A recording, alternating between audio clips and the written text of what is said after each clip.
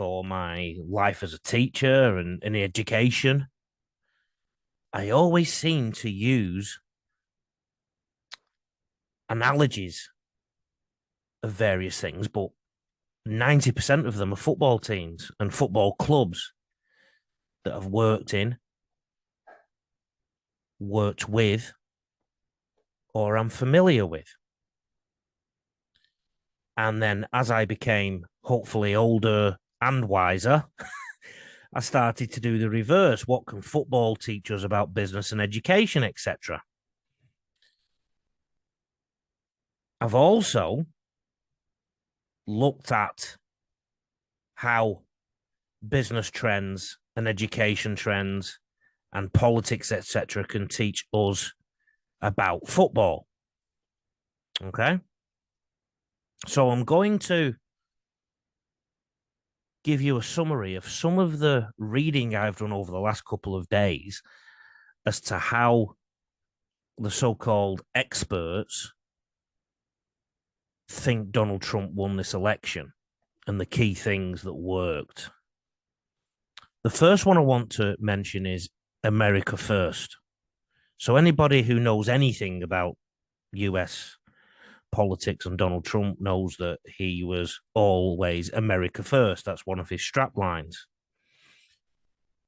What that actually is a siege mentality.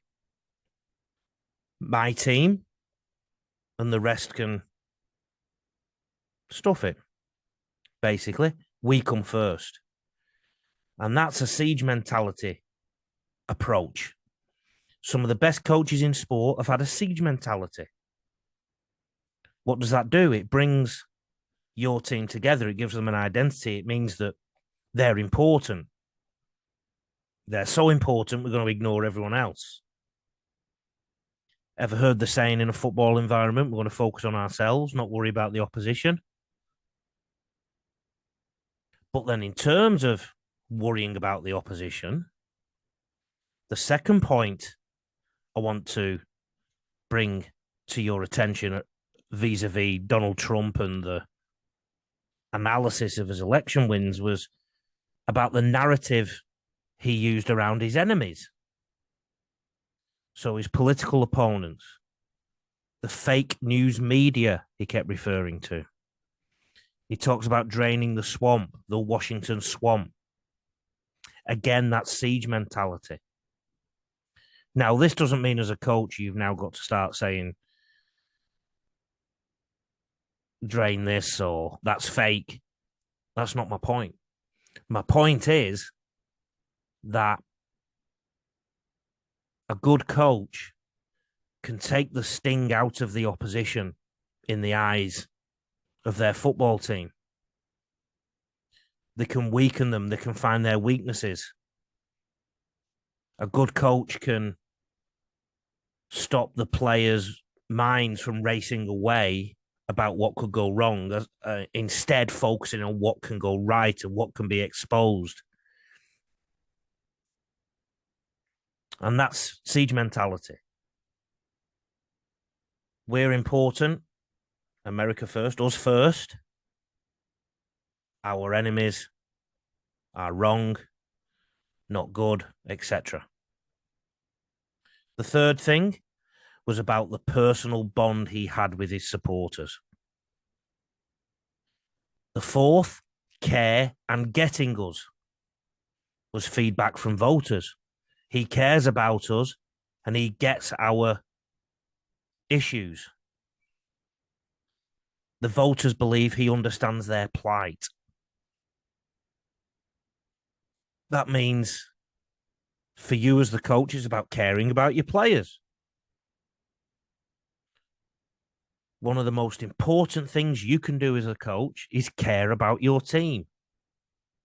Care about your players as people.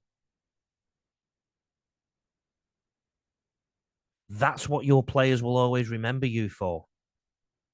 They won't remember you for all the X's and O's. They won't remember you for all the drills or games that you did. They may remember a tough pre-season or two, and they may remember any particular instructions you gave to them, but they definitely will remember if they felt you cared, if you were honest with them, and if you understood them. The next one, passion. Now, for all the criticism of Donald Trump, I don't think the public have ever seen Donald Trump completely lose his rag. I think they've seen I'm not going to go as far as say compose Donald Trump, but certainly a passionate Donald Trump who used terms that ignited the passions in people, but without losing any of his own composure. The next one is appealing to people's dreams or nostalgia. If you have a look at some of the most successful election campaigns over the last decade or so, they all appeal to nostalgia. If you have a look at the way that Peter V'landys runs the NRL, it's almost like make rugby league great again, because he's talking about bringing the Bears back, Perth back.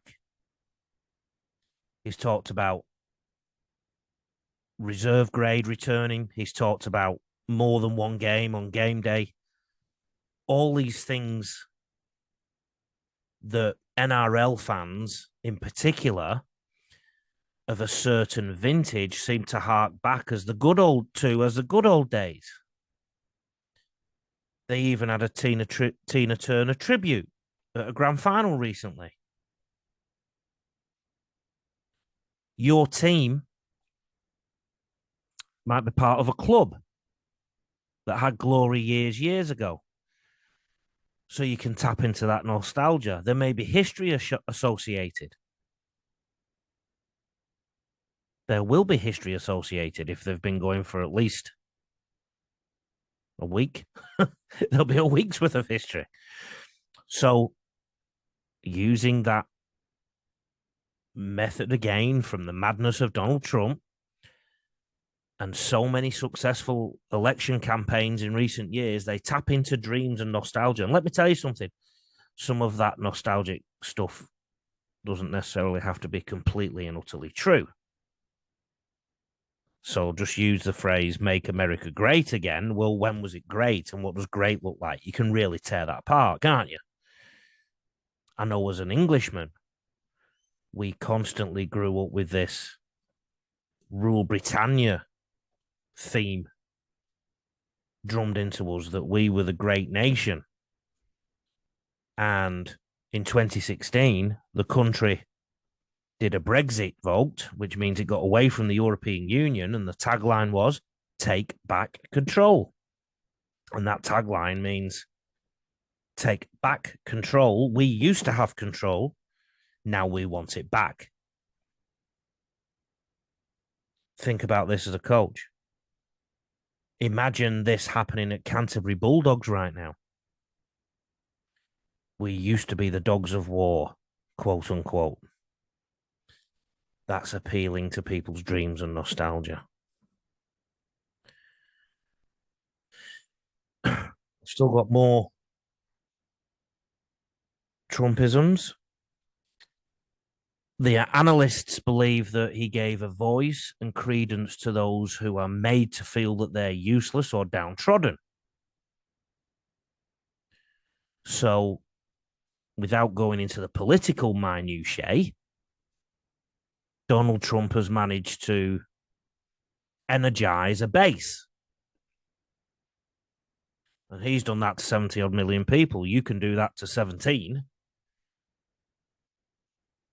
And 9 times out of 10, whenever you take on a coaching job, the team probably aren't where they think they should be. And they probably think they can do better. And part of that may have been that they had a coach that subtly told them how useless they were and put them down quite a lot. The next one, Simple messaging over and over and over and over and over and over and over. And I've mentioned this to you on the podcast before about keeping your messages simple and repeating them and repeating them and repeating them and repeating them. And the golden rule is the minute you start to think, I've said this too much, that's when you start to repeat it. That's the golden rule regarding this type of messaging.